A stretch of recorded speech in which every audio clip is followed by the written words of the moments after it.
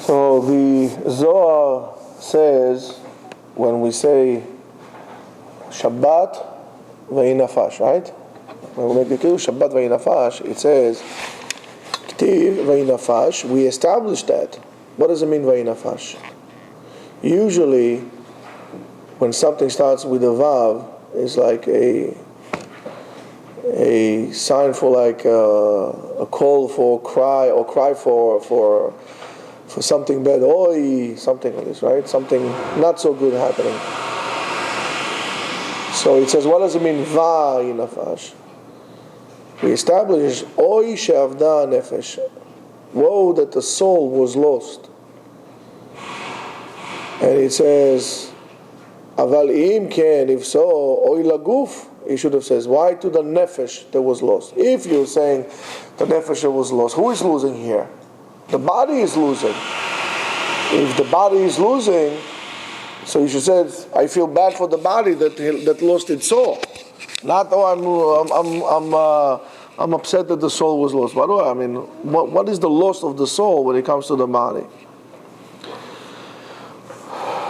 So the Zohar says the secret that by humans, there is a nefesh, there is a part of that spiritual entity that is in you that receives and draws to it that ruach, that higher level spirit that comes on Shabbat.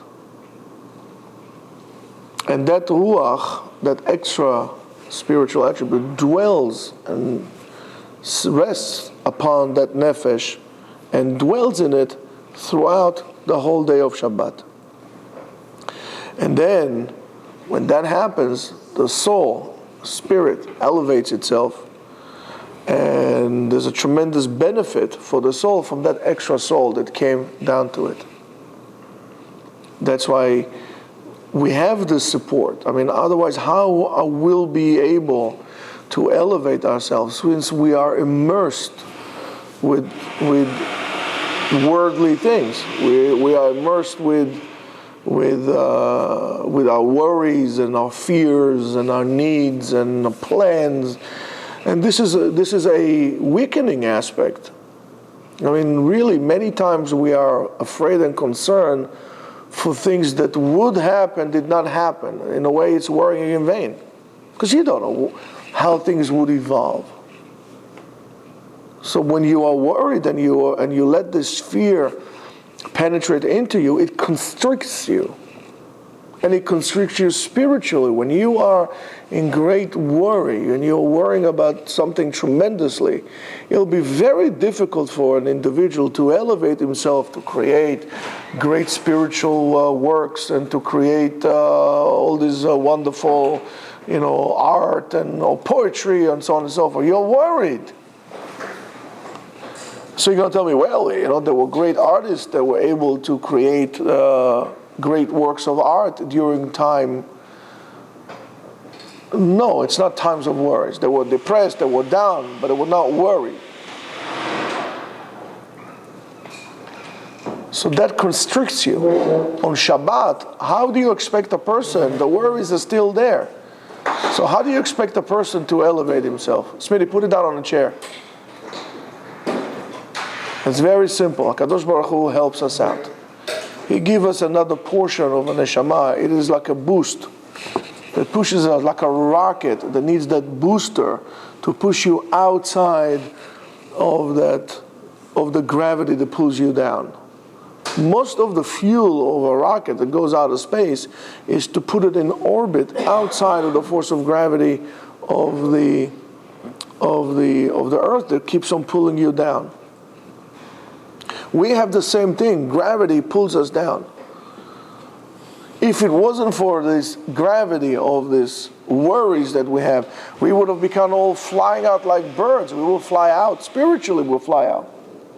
Well, on Shabbat, we can't do that. So HaKadosh Baruch Hu gives us this booster, this extra soul.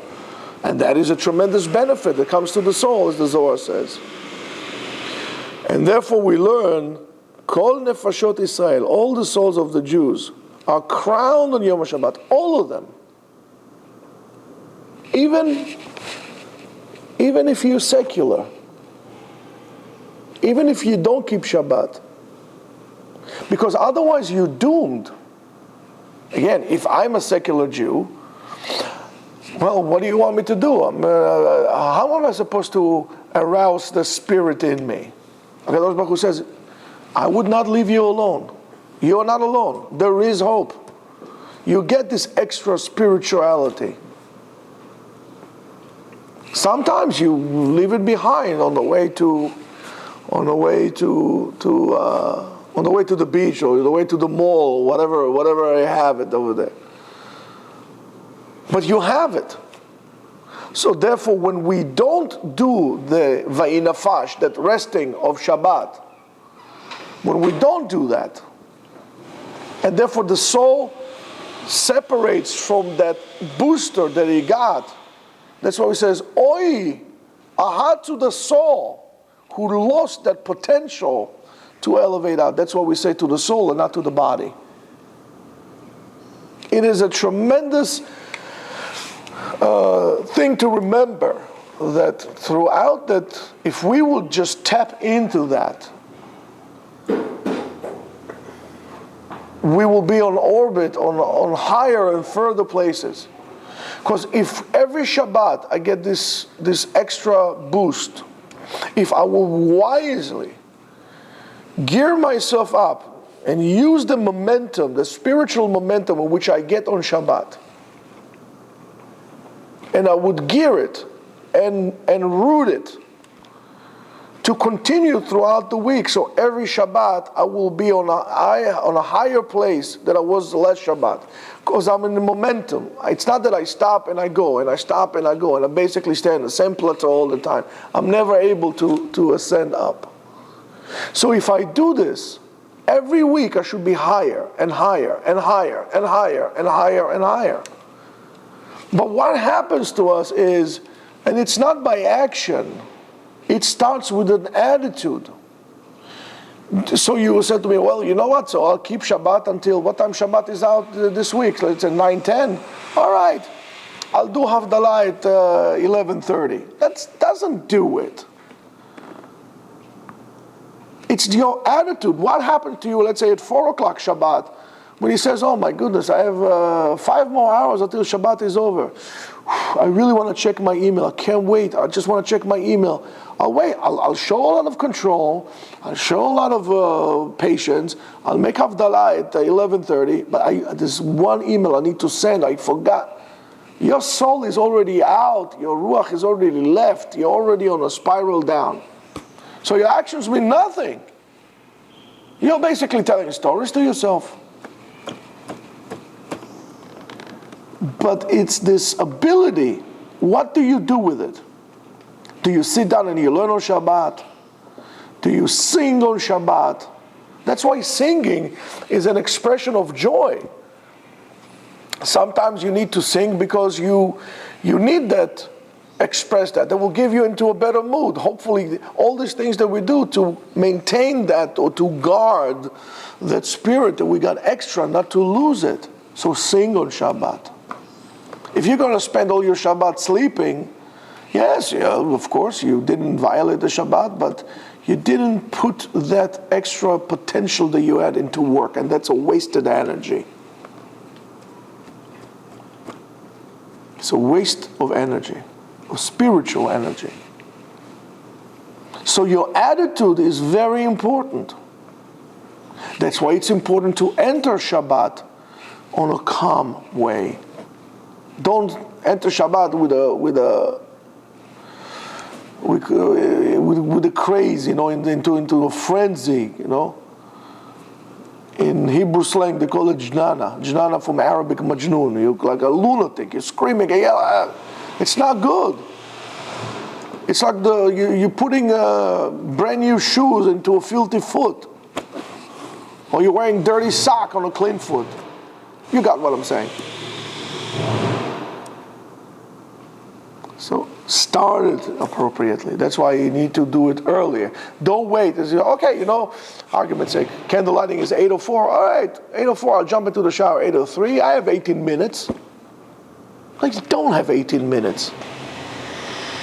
Because you need to be ready. Your soul needs to come in into a pleasant place, tranquil. You don't have the time. If this is your attitude, I don't care if you make Havdalah on Tuesday. It just didn't go like that. The same thing as we learn in Tefillah. A person doesn't come to shul and goes, okay, and goes like this. You come in, you sit down, excuse me, let your spirit come down. Then you pray. And this is the lesson of this week's parasha. Moshe Rabbeinu is about to die. And yet he spends so much time praying over 500 prayers to HaKadosh Baruch Hu. So therefore, what does it make a difference to me, those prayers? What do you learn from that? What is the lesson that you learn from the fact that Moshe speaks to HaKadosh Baruch Hu in 500 and something tefillot, Va'et Hanan?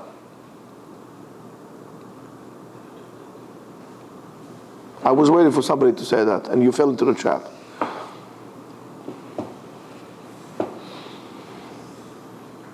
Why is that? What do you pray? It's to show you that even though you're about to die,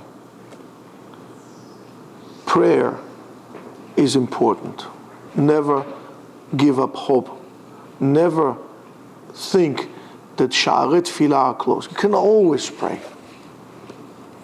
And what's a better time to pray when you have nothing more to gain? You don't come to Tefillah. Many people think you come to Tefillah, and there's the Zohar says, there's Sefer Hasidim. A lot of people say that. Let's say, for example, you have somebody sick in your family. So you're going to say, Shomea in Rofei Cholim. And the rest of your Tefillah is Asher Yeshiva Betecha. So Mishamayim, they say, look at this hypocrite. He only coming to pray because he needs something. So you pray Rofei Cholim when everybody in your family is healthy and you are healthy. You pray without utmost kavanah. You pray for no motive, for no reason, because you need to pray, because you want to pray.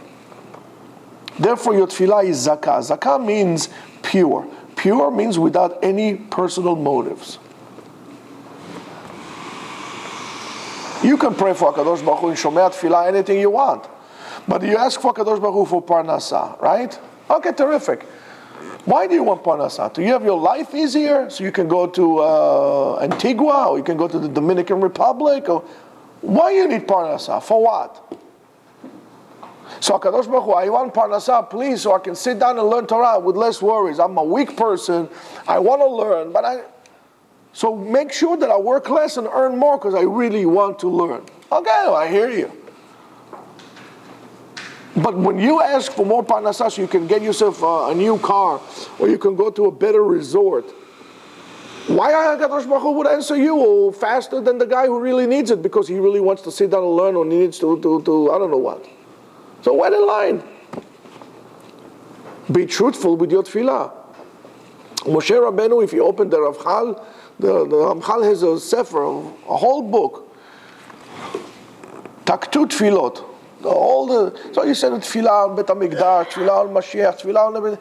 Learn how to pray for things that are not directly associated with you. Learn this from Moshe Rabbeinu. Don't be selfish. Selfish is a horrible midah. That's why I said last night, when you are stubborn, you're selfish. When you're selfish, you can never have a relationship with any person. Yeah, you're very self-centered. Or a healthy relationship. But without a doubt, as we said yesterday, a loving relationship. You're never going to have it.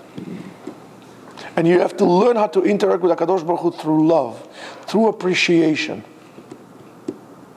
And when you always just connect to Him, when it says, give me, give me, give me, and HaKadosh Baruch Hu loves you. Like these people, and we've seen it many times. They come to shul a whole entire year dedicated on the dot. Every single tefillah they come. They finish their year of, the year of mourning. Baruch shepetaranu. That's it. They're never to be seen again. So HaKadosh Baruch Hu said, listen, this guy, only when he needs things, he comes. All right, let me close the hose a little bit. His business goes down. Oh, I'll come to shul, I pray. That's what it takes you. Look for Moshe Rabbeinu. He was dying. And he knew it, and everybody knew it. And yet, he understood what does it mean to pray. And as I said this morning, when you pray, you manifest your emunah. When you pray, you believe that HaKadosh Baruch Hu is there listening to you, and you're talking to Him face to face. So when you pray, you are saying, in other words, I do believe. Ani ma'amin. When you don't pray, you don't believe. And when you pray, only when you need things, you're a hypocrite. And learn this from Moshe Rabbeinu. That's why Tefillah on Shabbat is important. Tefillah on Tuesday is important. Tefillah on every day is important. That's why it's important as much as you pray and you say, Ani ma'amin, you're giving an edut, a testimony on yourself that you believe. So is Shabbat. Shabbat is, and you feel it, and you feel it. Speak to any secular Jew who has some potential left in the ember of his soul, that you could just go like to reignite it, but it's still ember there. It's not completely. It tells you on Shabbat is okay. Yeah, it's a good day. No, I don't feel anything on Shabbat. But Motzei Shabbat, yeah, I know. I hate Saturday night. Why? I mean, in America, you don't have to go to work. In Israel, you have to go to work Sunday. So why are you a little shvach on Motzei Shabbat? Why do people go party Saturday night? They go because the soul is crying. I lost another potential. The soul is craving. And that's your essence. You would do anything in your power to invest time and money and effort in the health of your body and the shape of your body, so it will be a perfect shape. You go to the gym, you don't eat this, you eat milkshakes, you drink, you know what I'm saying. But this is only a portion of who is you. The real you is your soul. Are you doing anything healthy for your neshama? Are you going to a spiritual gym? Are you doing anything to make your neshama healthier, more resilient? What are you doing for it?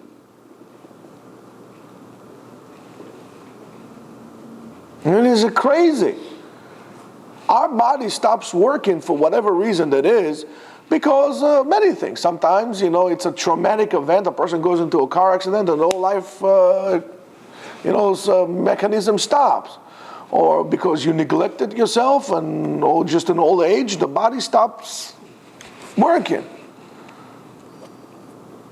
But and we established many times that you is not the body, you is your soul. And you agree with me that what defines you is the soul, is your neshama. And yet, what do you do for it? It's a contradiction between what you say and what you do, or what you're willing to do. So how can you tell me that if you know that learning Torah shines your souls, gives it the koach it needs to face the challenges of life, the tsunami of your life? Learning Torah, you know that. It enhances your emunah, gives you the power to continue and carry on. How can you always take something else? You tell me, oh yes, to eat healthy is very, very important. You have to watch your cholesterol. You can't take too many, carbohydrates. It has to be a balanced diet. As you chew on your extra cheese, make something with bacon dripping and everything, and you're drinking soda to no end. Or the doctors who would tell you, yes, you have to stop smoking. Well, there's fingers are stained. Or the doctor tells you, listen, you're a little overweight. I think, why don't you lose weight? I feel like saying, excuse me, did you look in the mirror lately? You do it the same thing to yourself, and then you discuss yourself, and then you throw it behind. So here's a chance. HaKadosh Baruch Hu sees that, and He gives you Shabbat. Now, don't just take it as Shabbat as a unit, and then say, okay, that's it. Feel that what comes to you on Shabbat.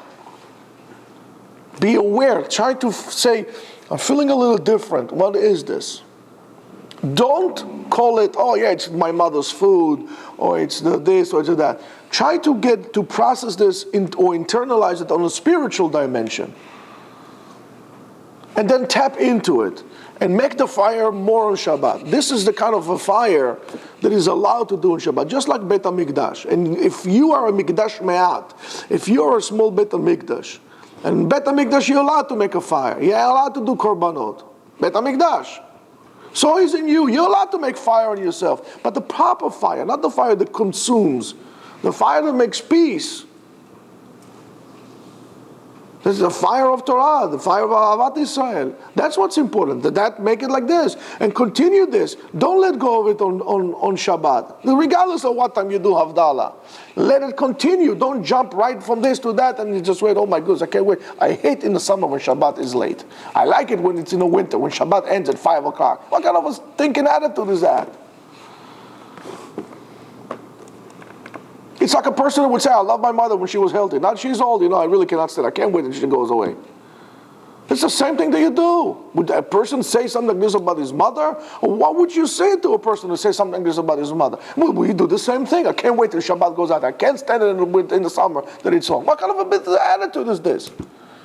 As far as I'm concerned, I wouldn't mind if Shabbat will start at 4 o'clock, regular basis, start at 4 o'clock and it will end at 9:30, the whole entire year. I'm okay with that. But I'm bound to halakha, and whatever halakha says, and whether I like it or not. So with my great excitement and enthusiasm about Shabbat, good. It's not about me doing this, or what the gift that it's giving me, I'm trying to do the best, and what it's giving me on a regular basis is the extra neshama on Shabbat. Why? So I could make my week worthwhile.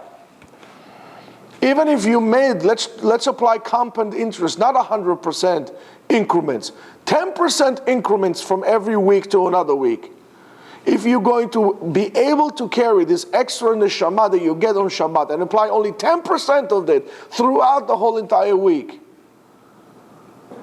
by the end of the year, you're already at a level of an angel, like a mega angel. Just don't forget that. We all have the abilities to reach levels, just like Moshe Rabbeinu. If you're willing to do the work, to walk the walk and talk the talk. But first you got to walk, then you got to talk. So Be'ezrat Hashem, I wish that this Shabbat will be a beginning of elevation to all of us in all aspects. And Be'ezrat Hashem, we will all be merited to keep one Shabbat ki'ilchata. As I said to you before, I really pray that one Shabbat, one time in my life, I will be able to keep one Shabbat ki'ilchata, and I will take that Shabbat and I will dedicate it for those who did not keep Shabbat. Amen.